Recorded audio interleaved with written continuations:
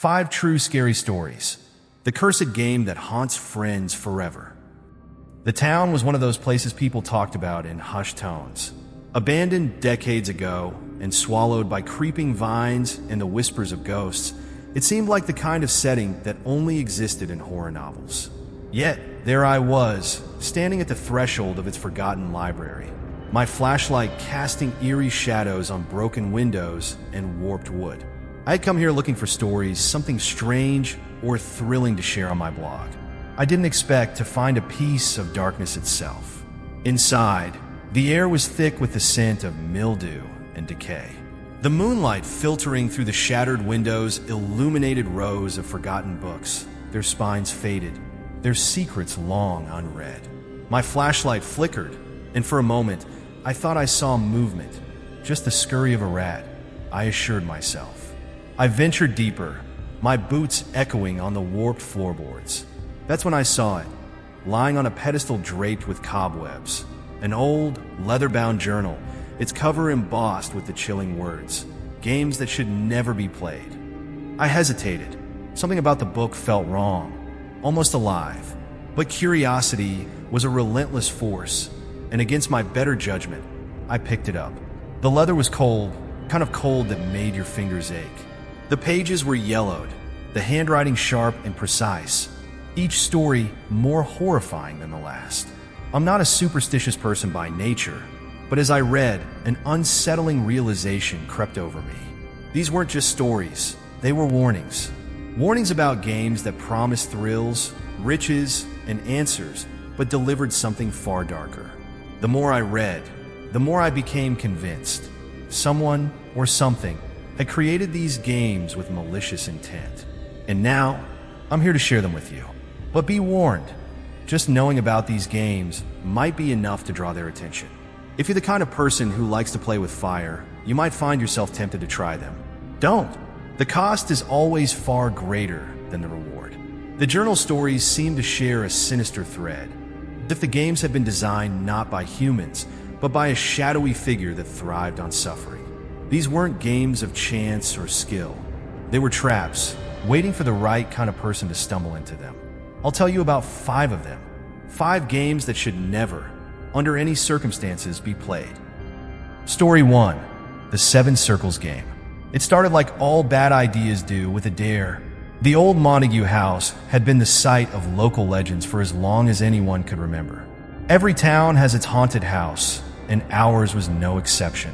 Broken windows, peeling paint, and a front door that hung crooked on its hinges. All the hallmarks of a place where ghost stories were born. The 5 of them, Samantha, Jake, Emma, Tyler, and Mia, weren't believers. They were thrill seekers, teenagers desperate for something to break the monotony of suburban life. Armed with flashlights and a sense of invincibility, they crept into the house, their laughter echoing through the empty halls. "Look at this place," Jake said, kicking a pile of debris. "How is it even still standing? Let's just find something spooky and get out," Mia muttered. She wasn't as brave as the others, but hated being the killjoy. They found the book in the parlor, buried beneath a pile of rotting furniture. It wasn't dusty, as they expected. It looked as though someone had placed it there recently. The cover was embossed with a strange symbol, 7 interlocking circles, like a chain. Samantha flipped through the pages. "This is it," she said, her eyes gleaming. "The 7 Circles Game." "What's the point?" Tyler asked, leaning over her shoulder. "It says here that the game answers any question about the future," Samantha replied, her voice dropping to a conspiratorial whisper. "Sounds like a load of crap," Jake scoffed, but his skepticism only fueled their curiosity. The instructions were simple. Draw 7 interlocking circles on the floor, light a candle at each intersection, and chant the phrase written in the book. The group exchanged hesitant glances, but the thrill of the unknown was too tempting to resist. They found candles in the kitchen and used chalk from their backpacks to sketch the circles on the dusty wooden floor. The air felt heavier as they worked, the temperature in the room dropping noticeably. When the last candle was lit, Samantha read the chant aloud. The words sounded wrong, foreign, like they didn't belong to any language they knew. Her voice trembled as she spoke, and for a moment, nothing happened. Then the shadows moved. It was subtle at first, just a flicker of candlelight, or so they thought. But as they stared, the darkness in the room seemed to thicken, pooling around the edges of the circles. "What the hell?" Emma whispered, clutching Jake's arm.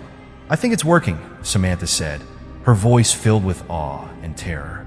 A voice spoke from the shadows, deep and resonant, though its source was nowhere to be seen. "Ask your question," it intoned. Jake laughed nervously. "Okay, will I be rich someday?" The shadows shifted, forming shapes that danced around the edges of the circles. Jake stared into the darkness, his face paling. "What do you see?" Samantha asked. "It's me," Jake stammered. "But I look wrong. My face, it's all twisted, and I'm screaming." Before he could finish, the candles at the outermost circle flickered and went out. One by one, the others took their turns, each asking a question about their future. Each time, the answer came in the form of visions. Horrific, distorted versions of themselves, their fates twisted into nightmares. Emma saw herself clawing at her eyes, blood streaming down her face. Tyler saw his own mangled body lying in a coffin, his fingers still twitching. "This isn't right," Mia said, backing away. "We have to stop." They tried to erase the circles, but the chalk lines wouldn't budge, as if burned into the floor. The candles, too, seemed to defy them, their flames standing unnaturally still despite the growing panic in the room. The shadow spoke again, its tone colder, more menacing. "You summoned me. You will not leave until the game is complete." Panic set in as they realized they were trapped. The air grew colder, their breaths visible in the dim light. As the last question was asked and the final candle went out, the room plunged into darkness. The shadow surged forward, enveloping them in a suffocating void. The house was silent when it was over. No screams, no footsteps, just a faint, mocking laughter that echoed through the halls.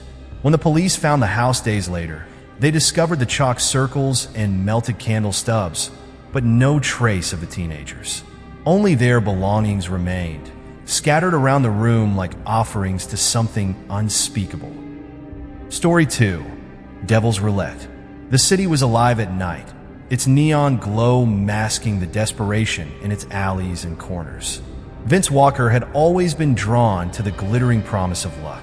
A gambler by trade, he'd lived and lost by the cards and dice. Tonight, though, he was on the verge of losing it all. His savings, his dignity, and, if the loan sharks had their way, his life. He sat hunched at a grimy bar in a forgotten corner of the city, nursing a drink that tasted like regret. That's when a man approached him, a stranger with sharp features, a tailored suit, and an air of danger. "You look like a man who could use a little luck," the man said, sliding a card across the counter. Vince stared at it. No name, just an address and a single symbol, a crimson circle surrounding a black star. "What's this?" Vince asked. "An invitation," the man replied, "to a game where the stakes are high, but the rewards unimaginable." Desperation overrode caution. That night, Vince found himself descending a narrow staircase into an underground casino hidden beneath the city's streets. The air was thick with smoke, the clatter of chips, and the hum of anticipation. At the far end of the room, a circle of people surrounded a small table. "This is it," Vince muttered, pushing through the crowd. The game was unlike anything he'd seen. On the table lay a single-shot revolver, its steel gleaming under the dim light. A man in the circle was holding it, his hand trembling as he spun the cylinder. He raised it to his temple, pulled the trigger, click.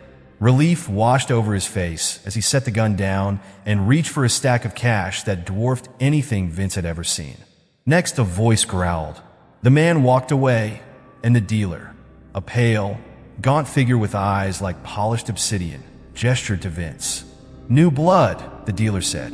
"Welcome to Devil's Roulette." The rules were simple.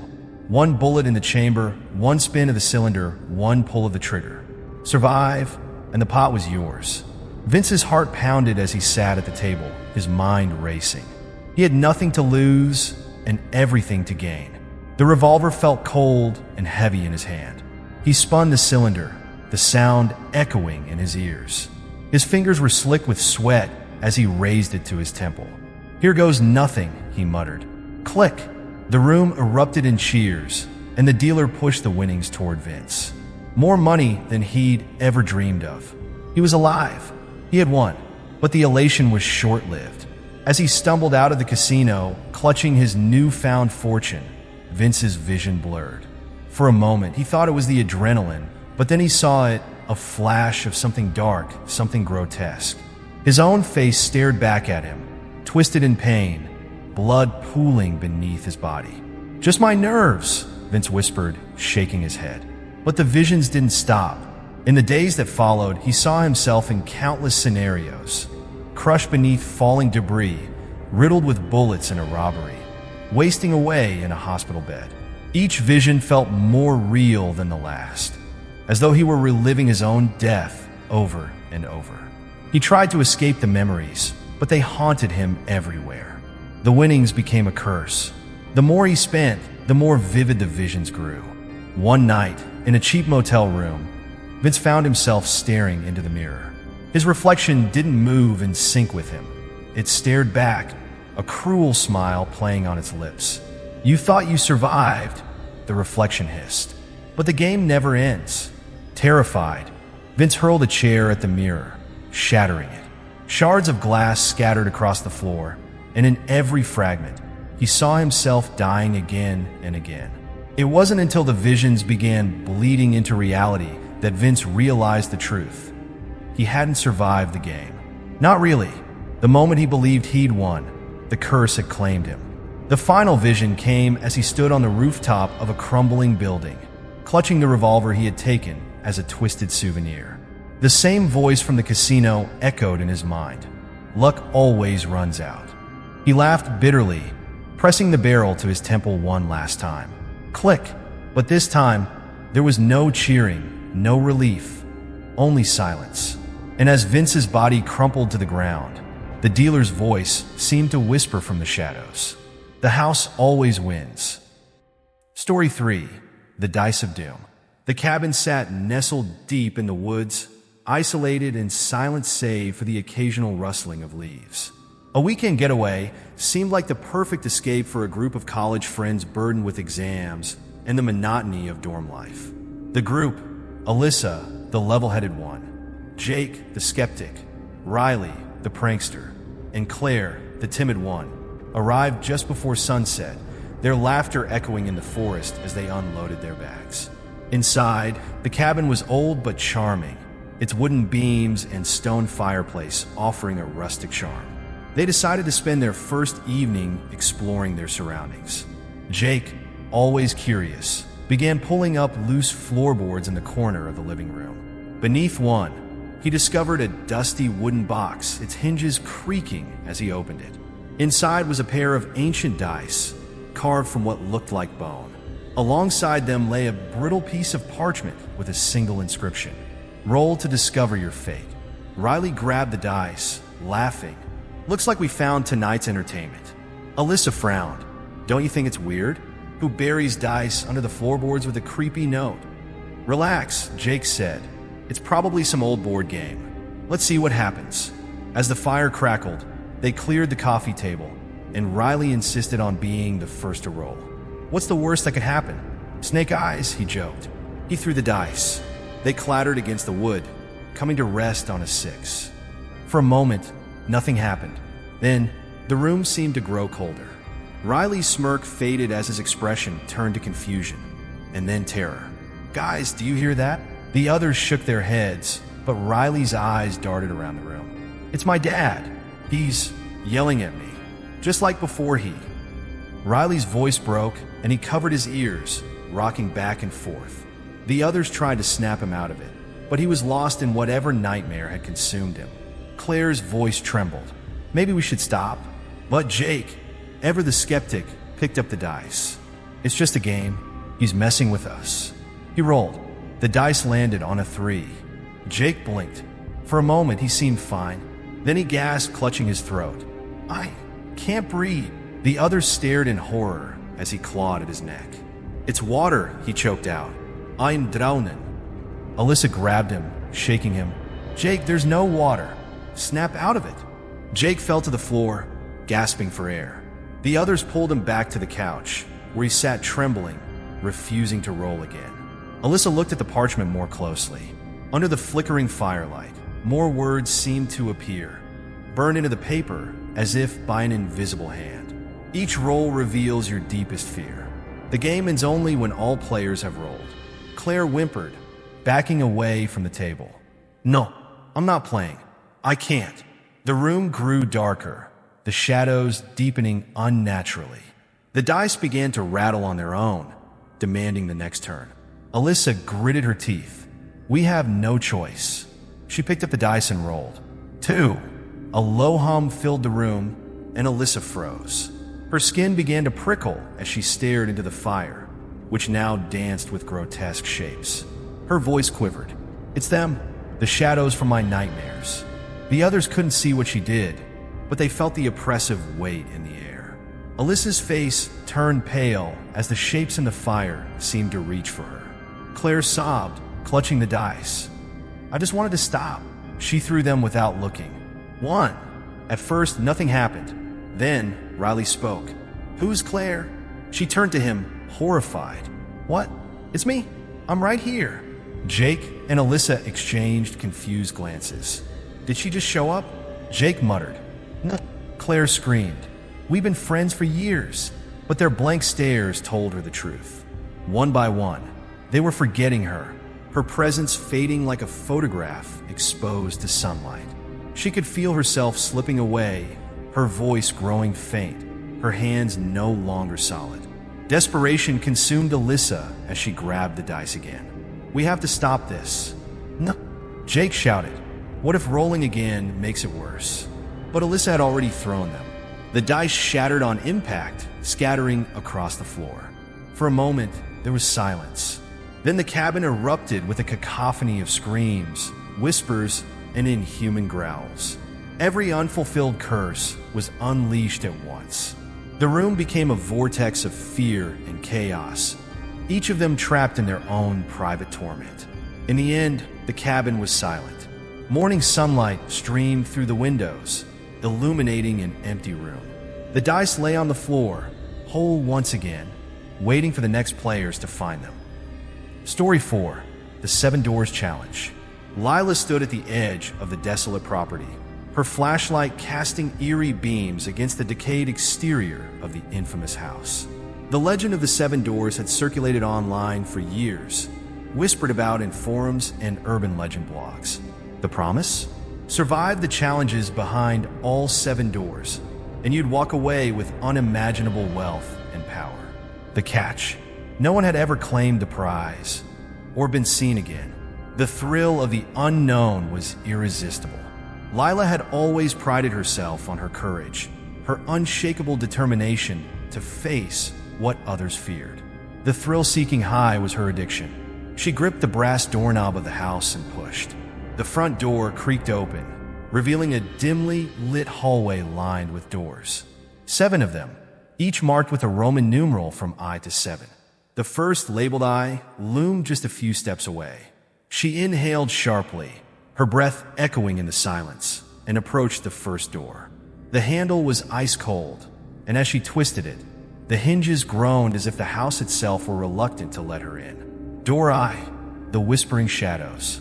The room was pitch black, save for faint flickers of movement in the corners. As Lila stepped inside, whispers swirled around her, growing louder with each step. You'll never make it. Why did you even come? Turn back while you can. The voices clawed at her confidence, weaving lies and doubts. A shadow darted past her, brushing her arm. She flinched, stumbling backward, but then steeled herself. It's just a trick, she muttered, forcing herself to march to the opposite door. The whispers turned to screams, but she reached the next door, yanked it open, and stepped through. Door 2, the room of crawling hands. The floor was covered in a pale, fleshy carpet. No, not a carpet, hands. Thousands of disembodied hands, their bony fingers twitching and writhing. They reached for her ankles as she stepped forward, their grip cold and clammy. One wrapped around her boot, trying to pull her down. She kicked it loose, her heart racing. Each step was a struggle, the hands becoming more aggressive, scratching and clawing. By the time she reached the next door, her legs were trembling and her jeans were torn. She didn't hesitate to open the door and rush into the next challenge. Door 3, the Hall of the Lost. This room was endless. Mirrors stretched as far as the eye could see, each reflecting warped, grotesque versions of Lila. In one, her eyes were hollow and her face gaunt, as if consumed by hunger. In another, she was bloodied and bruised, her body broken beyond recognition. "Which one is the real me?" she whispered, her voice trembling. The mirrors answered in unison. "None, yet all." The reflections began to move independently, pounding on the glass, as if desperate to escape. Lila shielded her eyes, forcing herself to run blindly toward the faint glow of the next door. She stumbled through, gasping for air. Door 4, the weight of regret. The fourth room was simple. A table and a chair sat in the center. On the table was a stack of photographs, each one depicting moments from Lila's life she wished she could forget. Her childhood home, engulfed in flames. The night she walked away from a friend who needed her most. The accident she had caused but never admitted to. She tried to look away, but the images followed her, appearing on the walls, the floor, even the ceiling. Face them, a voice boomed, or be consumed by them. She clenched her fists, forcing herself to focus on the memories. "I can't change the past," she whispered, "but I can face it." The images faded, replaced by the next door. Door V, the silent screams. The room was silent, unnervingly so. Lila could feel the pressure of the quiet in her ears, heavy and oppressive. Then she saw them, figures frozen in mid-scream. Their mouths were open wide, eyes filled with terror, but no sound escaped. As she moved through the room, the figures turned to face her, their mouths widening impossibly further. Their faces contorted, and though she couldn't hear their screams, she felt them in her bones. The door appeared at the far end, but her steps felt heavier, as if the silence itself was trying to trap her. With a burst of willpower, she pushed through, slamming the door shut behind her. Door 6, the Maze of Despair. This room was a labyrinth, its walls shifting constantly, trapping her in dead ends. The air smelled of damp earth and decay, and every wrong turn led her deeper into the darkness. Voices echoed through the maze, her own voice. "You're lost. You'll never get out. Why did you come here?" She ignored the voices, focusing on her instincts. When she finally found the exit, her hands were shaking, and she could feel the weight of the final challenge pressing down on her. Door 7, the Mirror of Truth. The seventh door opened into a circular room.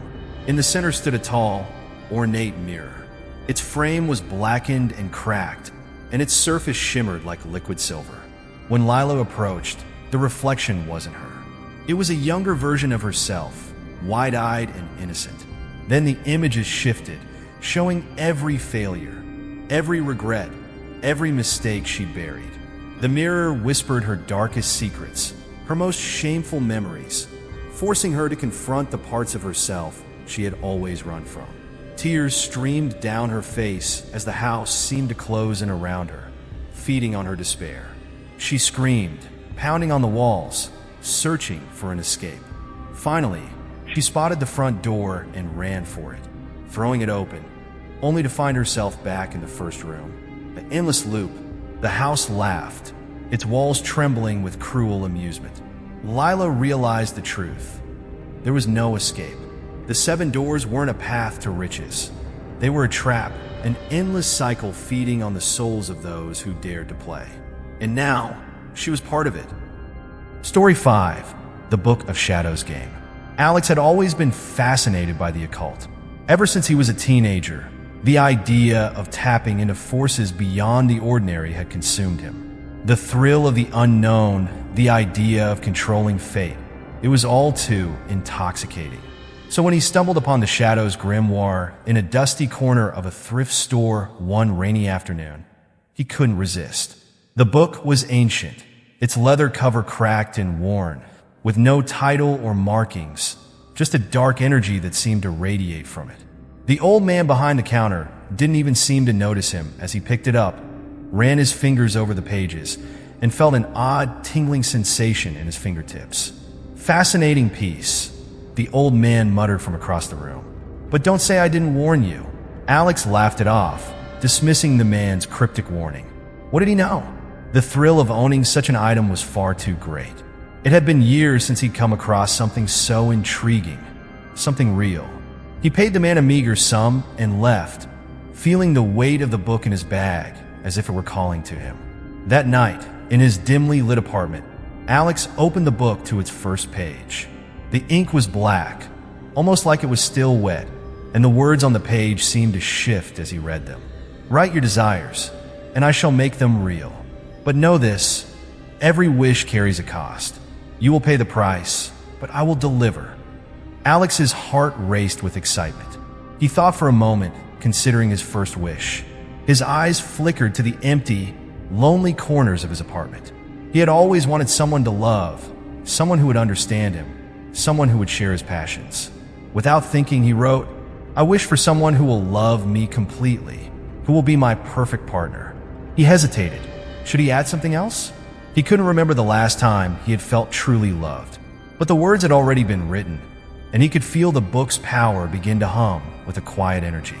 He quickly sealed the wish with a drop of blood from his finger, watching it soak into the page, almost as if the book absorbed it eagerly. At first, nothing happened, but then, over the next few days, things began to shift. It started small. Alex noticed a woman from his class, someone he had never really spoken to, glancing his way more often than usual. Then, she started following him on social media, liking every post, sending him DMs, commenting on his photos and statuses. At first, he thought it was a coincidence, a harmless flirtation. But then it became obsessive. She started showing up at places where he would be, his favorite coffee shop, the library, even outside his apartment. At first, Alex thought it was flattering. But as the days went on, it became clear that something was wrong. She would call him incessantly, even at 3 a.m. She knew things about him that no one could know. Intimate details, his darkest fears, his childhood secrets. It was as though she had access to his mind. Soon, he couldn't escape her. She would stand outside his door, waiting for him to come home. The more he tried to distance himself, the more desperate and erratic she became. Her affection had turned to something far more terrifying. And as the days passed, Alex noticed something else. He felt weaker, more tired. His energy was draining, and he couldn't explain why. The constant dread that came with his stalker's presence seemed to drain him. But it wasn't just that. It felt as though something was stealing his life force, little by little, and he knew exactly what it was. The book. Each time a wish came true, he felt a part of himself fade. Desperate, Alex took a step he never thought he would. He sat at his desk, a trembling hand holding the book in front of him. The words of his next wish were already swirling in his mind. He was done with this. He needed to take control again. "I wish to be free of this curse, to undo my previous wish and regain my peace." He wrote it quickly, trying to rush the process, but the ink on the page shifted again, twisting into words that were not his. The book seemed to react violently, as if angry. The paper began to tear, and the ink bled into a dark, swirling void. "No," Alex whispered, his hands shaking. "This wasn't what I meant." The room went cold as he felt an overwhelming pressure, like an invisible weight pressing down on him. His breath quickened, and his heart raced in panic. He needed to get rid of the book, but before he could even think of destroying it, he felt a compulsion, an overwhelming desire to look at the last page. It was a terrible mistake. There, in the fading light of his apartment, Alex saw his own name written on the final page under the heading, Owner. The words seemed to pulse, glowing with a dark, almost sentient energy.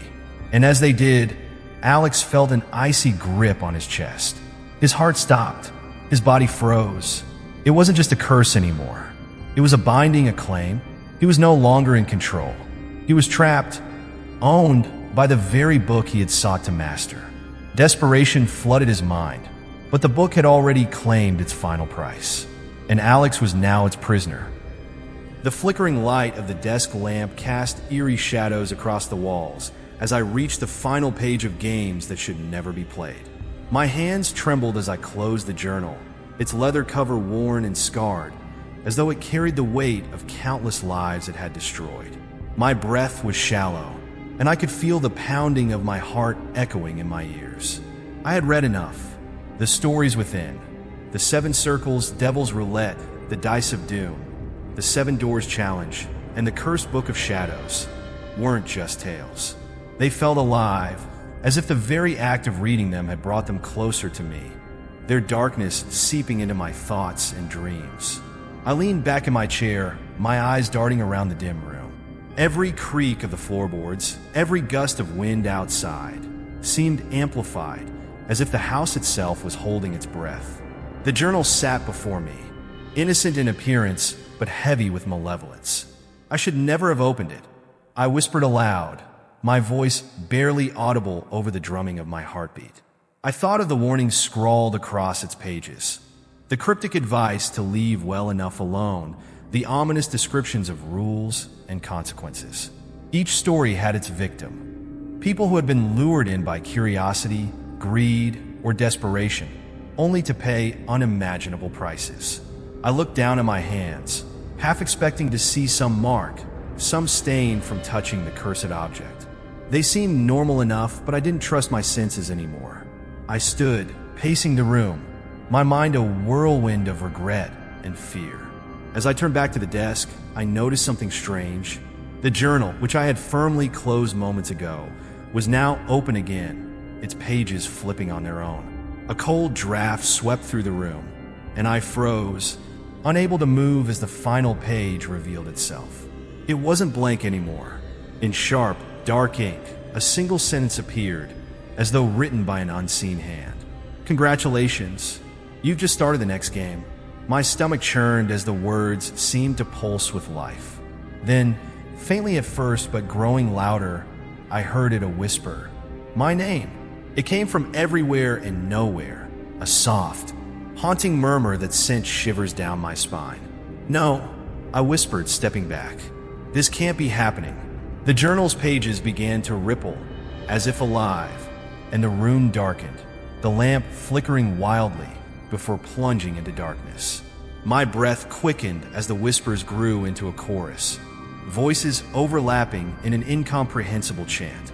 I grabbed the journal, desperate to close it again, but the pages burned hot under my fingers. I dropped it, the book landing on the floor with a thud that seemed to echo unnaturally. The shadows in the room shifted, coalescing into shapes that loomed impossibly tall. Eyes, countless, glowing eyes, blinked open in the dark, staring at me with an intensity that made my knees buckle. I wanted to scream, to run, but my body wouldn't obey. The air grew thick, suffocating, as the voices reached a crescendo. Then silence. The eyes vanished, and the room returned to its dim, flickering light. The journal lay closed on the floor, as if nothing had happened. My legs gave out, and I collapsed into the chair, my mind reeling. But the whisper remained, soft and persistent, curling around my thoughts like smoke. I knew, deep down, that there was no escaping it now. The game had begun. The rules were unknown, the stakes unimaginable, but the end felt inevitable. Some games aren't meant to be played. Some books are better left closed, and some doors, once opened, can never be shut again. The journal sat on the floor, quiet and unassuming, as I sat frozen, knowing that it was only a matter of time before the next move.